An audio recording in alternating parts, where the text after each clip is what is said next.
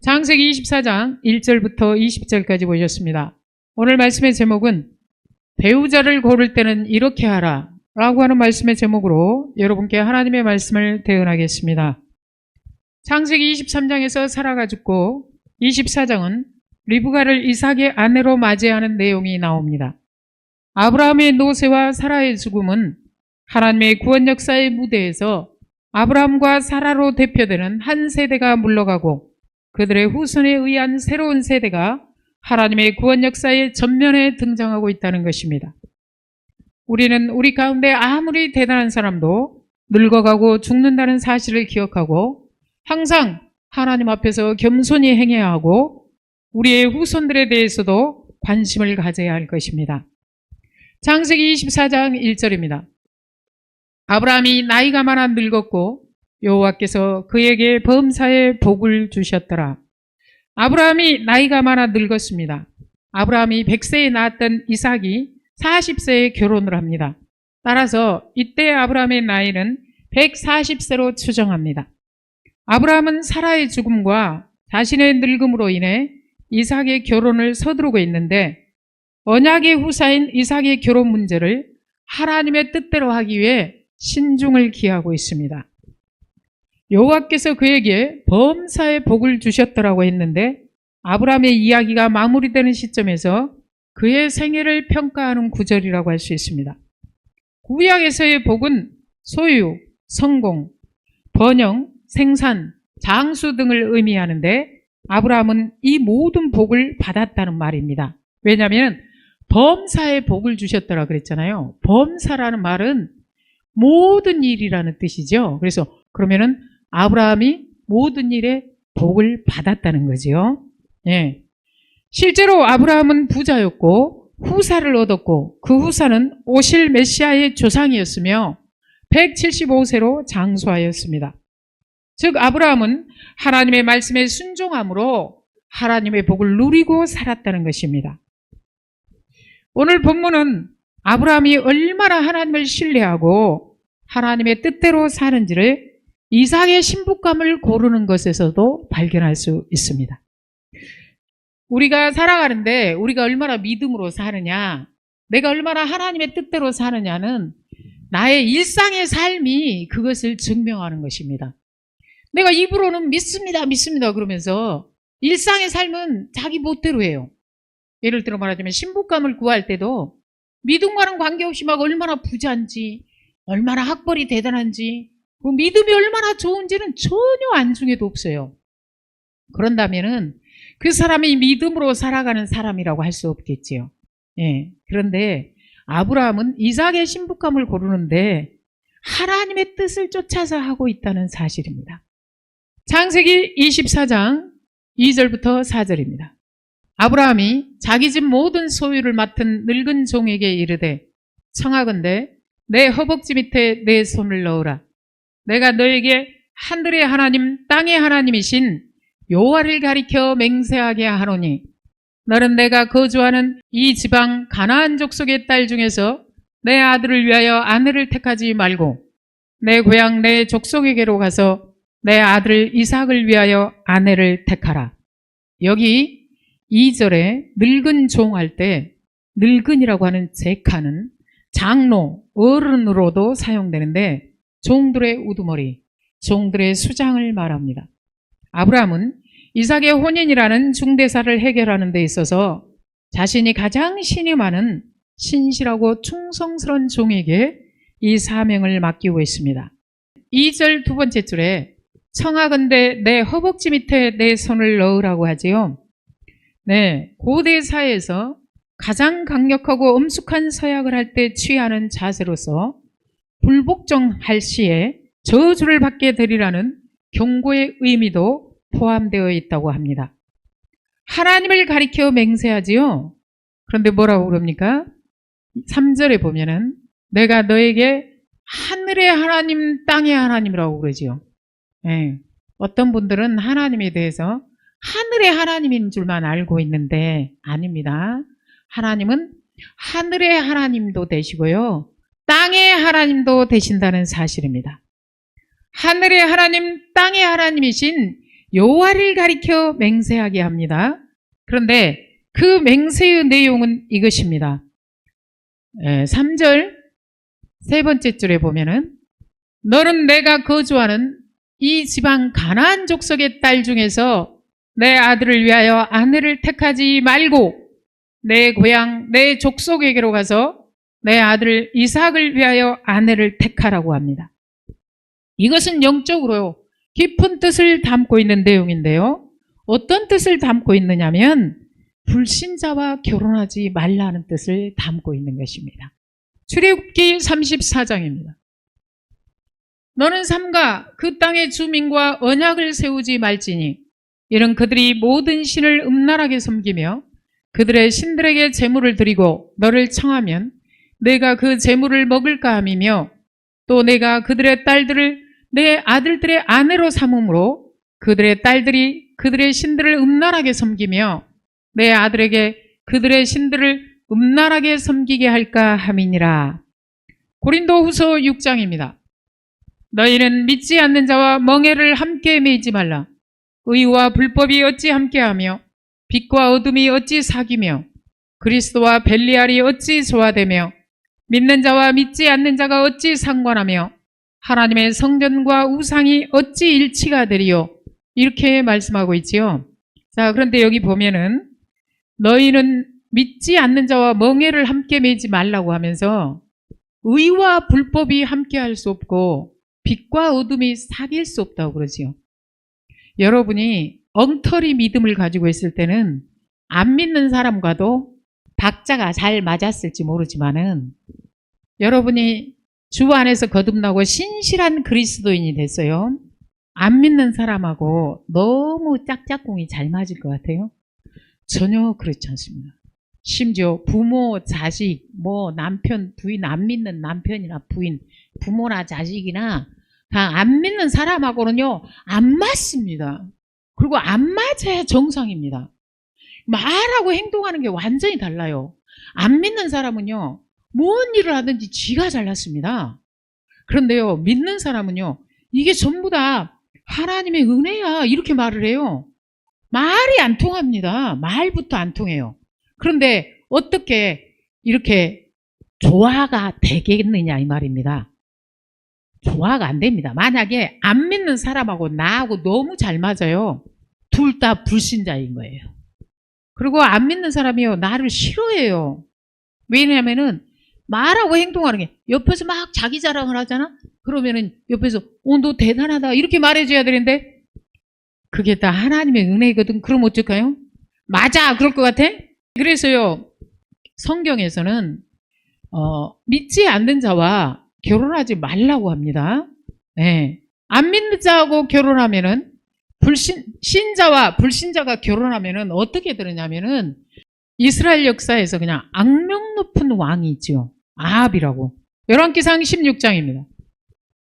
오므리의 아들 아합이 그의 이전의 모든 사람보다 여호와 보시기에 악을 더욱 행하여 느밧의 아들 여로보암의 죄를 따라 행하는 것을 오히려 가볍게 여기며 시돈 사람의 왕 엣바알의 딸 이세벨을 아내로 삼고 가서 바알을 섬겨 예배하고 그러지요. 자, 31절에 느밧의 아들 여로보암의 죄가 뭡니까? 단과 베델에다 금송아지를 세워놓고 이스라엘 백성들로 우상을 섬기게 한 것이죠. 그런데 그 정도는 아주 가볍게 여겼대요. 왜 그랬을까요? 부인이 달라요. 시돈 사람의 왕 엣바알의 딸 이세벨을 아내로 삼았대요. 이 불신 결혼 때문에 문제가 됐다는 것을 말하고 있는데요. 열왕기상 21장입니다. 예로부터 아합과 같이 그 자신을 팔아 여호와 앞에서 악을 행한 자가 없음은 그를 그의 아내 이세벨이 충동하였음이라. 누가 문제였던 거예요? 그의 아내 이세벨이 충동하였음이라 그러죠. 그래서 아합의 집이요, 하나님을 진노하시게 해가지고 어떤 벌을 받느냐면은 열왕기하 10장입니다. 편지가 그들에게 이르매 그들이 왕자 70명을 붙잡아 죽이고 그들의 머리를 광주리에 담아 이스라엘 에우에게로 보내니라. 에후가 아합의 집에 속한 이스라엘에 남아있는 자를 다 죽이고 또 그의 귀족들과 신뢰받는 자들과 제사장들을 죽이되 그에게 속한 자를 하나도 남기지 아니하였더라. 자, 하나님께서요, 아합의 죄를 심판하시는데 아합의 아들들이 70명이나 됐습니다. 이것은요, 막 자손이 번성했다는 얘기죠. 그럼 뭐합니까? 한꺼번에 죽습니다. 불신 결혼이요, 이렇게 위험하고 무서운 것입니다. 창세기 24장 5절 6절입니다. 종이 이르되 여자가 나를 따라 이 땅으로 오려고 하지 아니하거든 내가 주인의 아들을 주인이 나오신 땅으로 인도하여 돌아가리이까? 아브라함이 그에게 이르되 내 아들을 그리로 데리고 돌아가지 아니하도록 하라. 자, 하나님의 언약을 철저히 신뢰하는 아브라함은 이삭이 결혼을 하지 못하는 한이 있더라도 하나님의 지시에 의해 떠나온 옛 땅으로 이삭을 데리고 돌아가서는 안 된다고 명령하고 있습니다.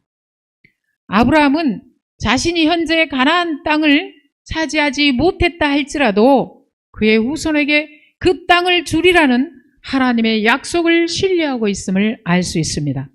전에 믿음이 연약할 때는 하나님을 신뢰하지 못하고 자기 마음대로 해서 이스마엘을 낳고 그렇게 하던 아브라함의 믿음이 얼마나 성장하고 성숙했는지를 알 수 있습니다. 우리도 신앙의 연수가 길어질수록 믿음도 자라야 합니다. 알겠습니까? 또한 영적으로 이러한 사실은 성도가 하나님의 부르심을 받은 거듭난 성도는 세상을 사는 동안 어떤 일이 있어도 하나님의 언약을 망각하거나 하나님 나라를 예표하는 가나안에 대한 소망을 버려서는 안 된다는 것을 말하고 있습니다. 예, 하나님이 있으라 한 곳에서 하나님의 말씀을 듣고 순종하며 살아가는 것이 범사의 복을 받는 비결이라는 것입니다. 예, 로마서 6장입니다. 우리가 알거니와 우리 옛사람이 예수와 함께 십자가에 못 박힌 것은 죄의 몸이 죽어 다시는 우리가 죄에게 종노릇하지 아니하려 함이니 이는 죽은 자가 죄에서 벗어나 의롭다 하심을 얻었음이라. 자, 창세기 24장 7절부터 8절입니다.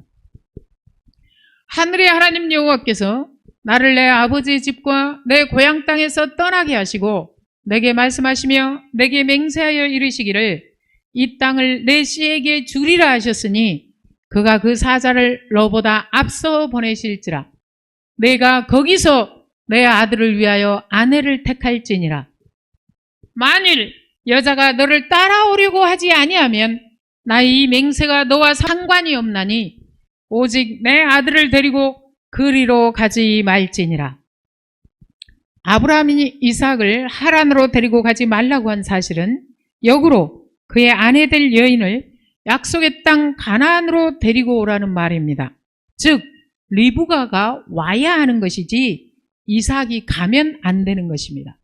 여러분도 다른 사람을 하나님께로 교회로 이끌어 와야 되는 것이지 자기가 세상으로 끌려 들어가면 안 됩니다. 알겠습니까? 아브라함이 하나님의 부르심을 받고 고향 본토 친척 아비집을 떠났듯이 리브가도 고향을 떠나야 하는 것입니다. 하란에서 가나안까지는 약 800km라고 합니다. 20일에서 27일이 소요된다고 합니다. 리브가도 다 버리고 와야 되는 것입니다. 인생은요, 금방 지나갑니다. 예수님은 이렇게 말씀하셨습니다. 누가복음 14장입니다. 수많은 무리가 함께 갈새 예수께서 돌이키사 이르시되 무릇 내게 오른 자가 자기 부모와 처자와 형제와 자매와 더욱이 자기 목숨까지 미워하지 아니하면 능히 내 제자가 되지 못하고 누구든지 자기 십자가를 지고 나를 따르지 않는 자도 능히 내 제자가 되지 못하리라. 너희 중에 누가 망대를 세우고자 할진대 자기의 가진 것이 준공하기까지 족할는지 먼저 앉아 그 비용을 계산하지 아니하겠느냐? 이와 같이 너희 중에 누구든지 자기의 모든 소유를 버리지 아니하면 능히 내 제자가 되지 못하리라. 하나님은요, 하나님 나라를 위해서, 주의 영광을 위해서 이렇게 버리고 주님을 따르는 자에게 무엇을 주시느냐면은 마태복음 19장입니다. 또 내 이름을 위하여 집이나 형제나 자매나 부모나 자식이나 전토를 벌인 자마다 여러 배를 받고 또 영생을 상속하리라. 이런 복을 받은 사람이 누구였습니까? 아브라함이었습니다. 네. 너는 너의 본토 친척 아비집을 떠나 내가 지시하는 땅으로 가라고 그랬죠. 아브라함이 그 명령에 순종하여 갔죠. 네. 그래서 아브라함은 거지가 돼서 거지로 죽었다더라. 그럽니까? 아닙니다. 모리아 산에서 아들을 바치라고 했을 때 아들을 버리지 않았으면 하나님의 명령에 순종이 가능했을까요? 네. 아들까지도 버린 사람이 누굽니까? 아브라함이었습니다. 주의 명령에 순종하기 위해서. 그런데요, 아브라함이 다 잃어버리고 남은 건 아무것도 없었습니까? 아닙니다. 네. 24장 1절에 나오잖아요. 여호와께서 그에게 범사의 복을 주셨다고. 네. 오히려요, 아들까지 바치려고 했을 때 하나님께서는요, 그에게 복을 선언하셨습니다.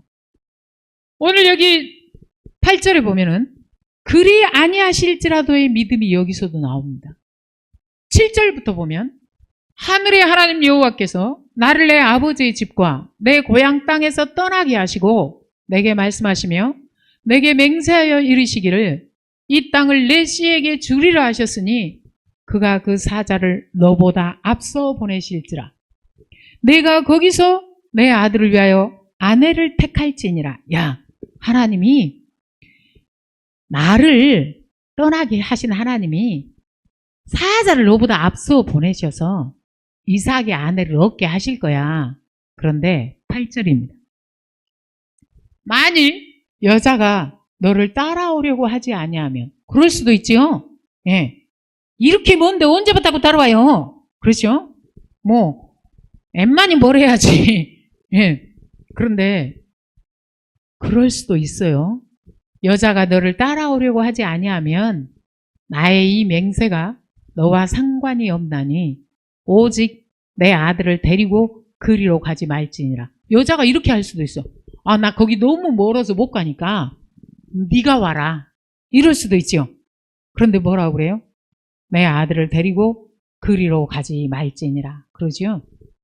그러니까 더 오래 혼자 사는 한이 있더라도 내 아들을 그리로 데리고 가면 안 된다는 단호한 모습을 보이고 있습니다.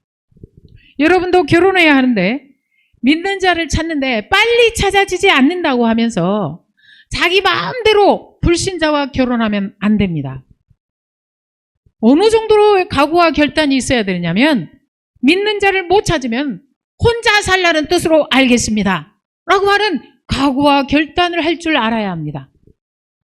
그런데 하나님께서는 살든지 죽든지 뜻대로 하십시오 하면서 하나님을 위해서 하나님을 온전히 신뢰하고 하나님 뜻대로 살고자 하잖아요.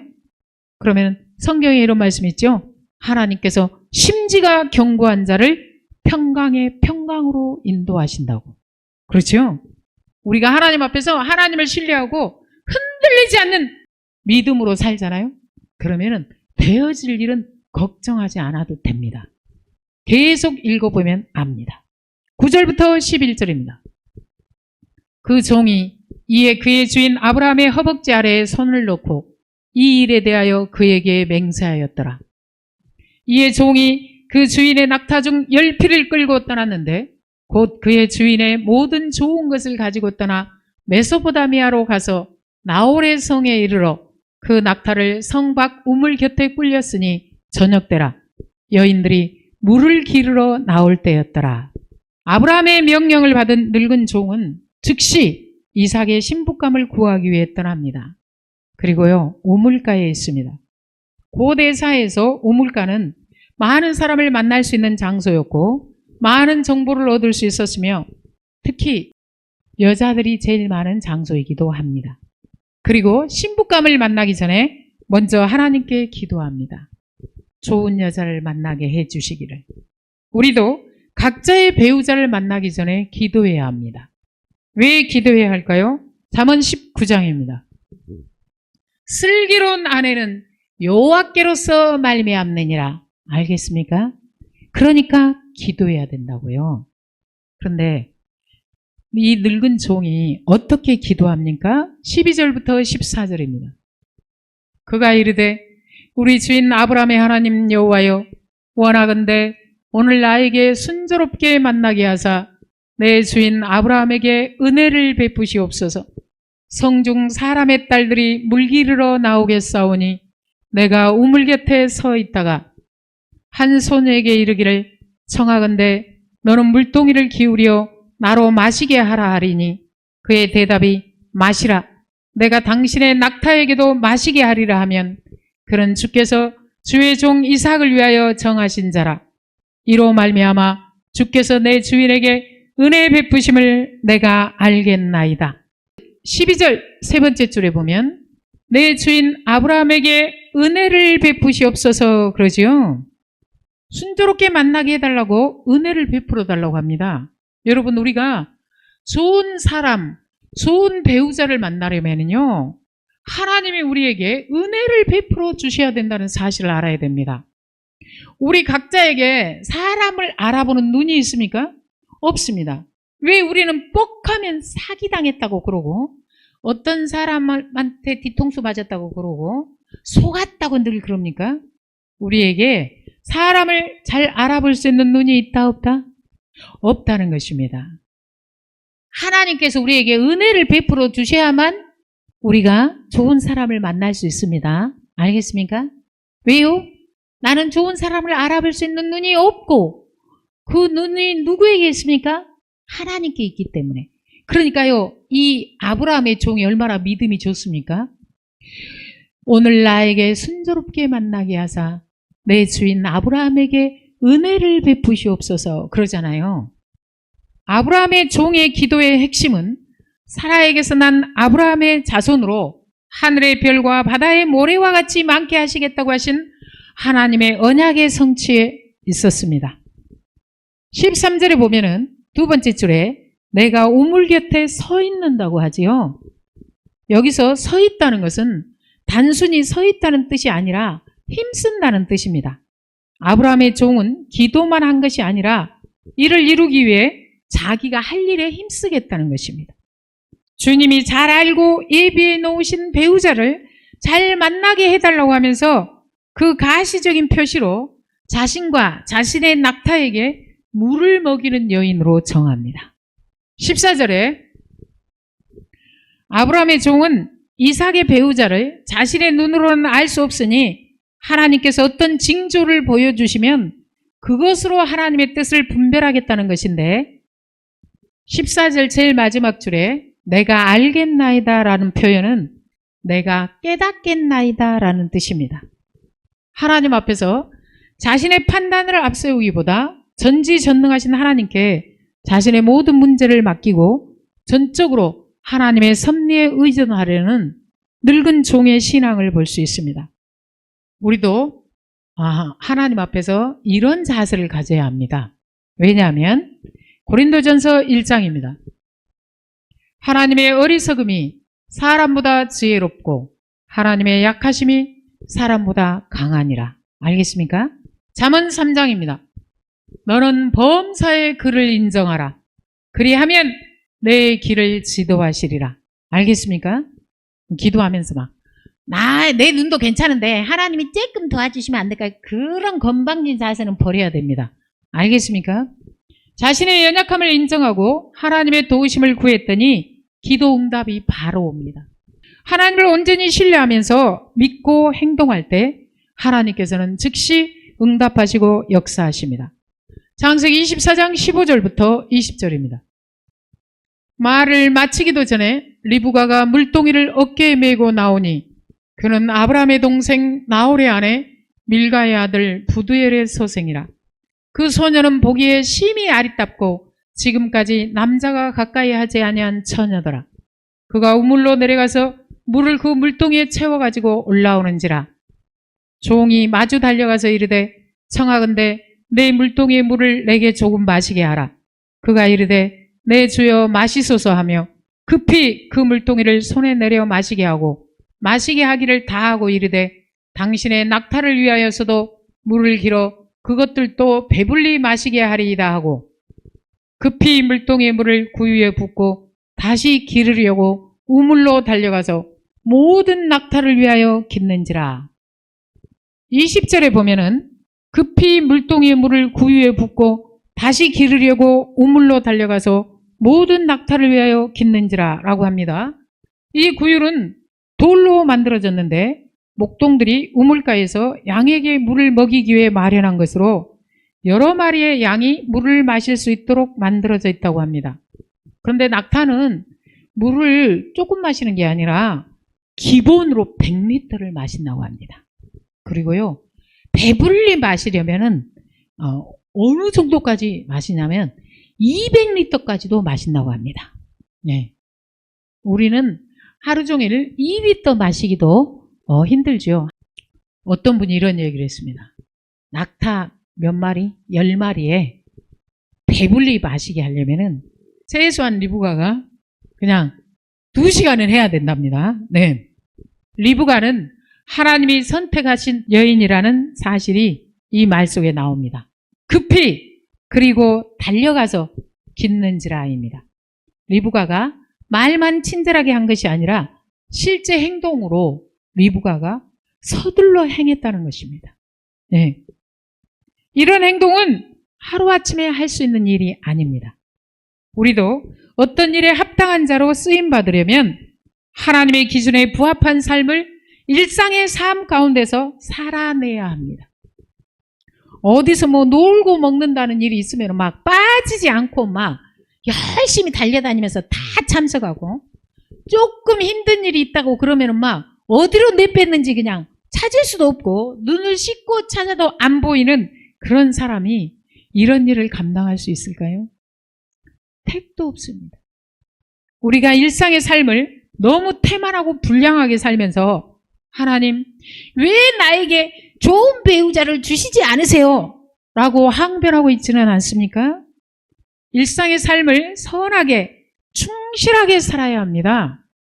그래서 이렇게 말합니다. 디모데후서 2장입니다. 큰 집에는 금그릇과 은그릇뿐 아니라 나무 그릇과 질그릇도 있어 귀하게 쓰는 것도 있고 천하게 쓰는 것도 있나니 그러므로 누구든지 이런 것에서 자기를 깨끗하게 하면 귀히 쓰는 그릇이 되어 거룩하고 주인의 쓰심에 합당하며 모든 선한 일에 준비함이 되리라. 또한 너는 청년의 정욕을 피하고 주를 깨끗한 마음으로 부르는 자들과 함께 의와 믿음과 사랑과 화평을 따르라. 요셉이 어떻게 행하던가요? 맡은 일마다 얼마나 성실하게 해내는지 모릅니다. 어디다 갖다 놔도 요셉은요, 부지런합니다. 성실합니다.